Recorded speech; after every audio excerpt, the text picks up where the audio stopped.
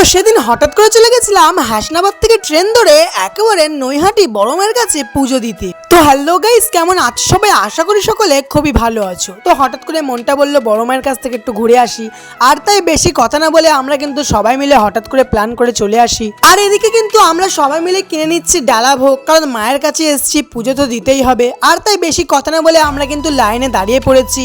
আর সত্যি কথা বলতে এই ফার্স্ট টাইম আমি হয়তো এতটুকু লাইনে দাঁড়াতে পেরেছি। মানে অন্যান্যবার যখন আসতাম তখন কিন্তু অনেক লাইন দিতে হতো।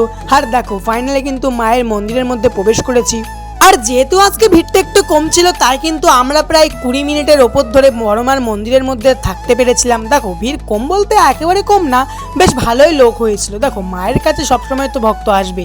আর আমি কিন্তু এই ফার্স্ট টাইম খেয়াল করলাম এখানে একটা রাধাকৃষ্ণের মূর্তিও রয়েছে।